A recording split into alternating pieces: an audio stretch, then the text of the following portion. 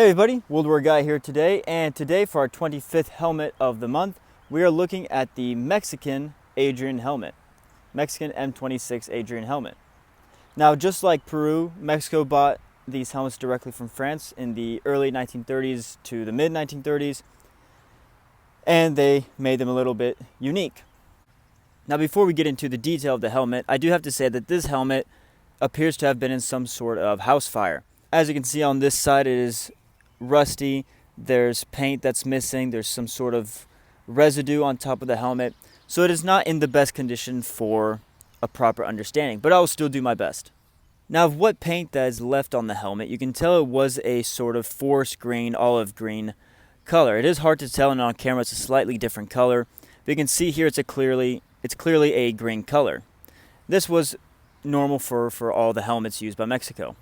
Now, Mexico, unlike Peru and Belgium and Thailand, for example, Mexico actually did have different branches for their badges, such as the French. So they had infantry, cavalry, engineers, medical, etc. This one is a cavalry one because it has a sort of cuirassier helmet with two sabers crossed behind it. Of course, you can see this would also have been painted, but the badges were made of looks like brass. On the inside, again, it's awful, but that appears a house fire really destroyed the interior. But again, you can see a little bit of paint down here. It would have been a sort of, I think, darker paint, but you can see the different shades there. Inside, they would have a typical French leather liner, as well as a typical leather chin strap. As you can see, a tiny portion left on the helmet. On this particular one, you can see one of the brackets is missing. I'm not sure if it was missing before the fire or not. You can see some bubbling from the fire, but you can see some paint underneath it, it looks like. And on this one, at some point, the D-ring, or the chin strap bail, had been replaced with some sort of wire. I believe this would have been done, after Mexico used these helmets, made by someone who was collecting it or playing with it. I'm not sure, but that's pretty interesting.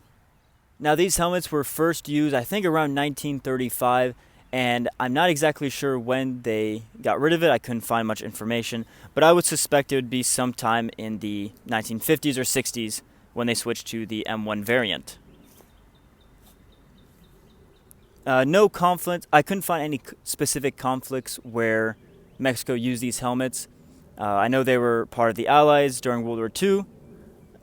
Otherwise, I'm not entirely sure if they were fully ever used in combat. But nonetheless, it is still a really cool helmet, and cool to see different varieties in the Adrian helmet family.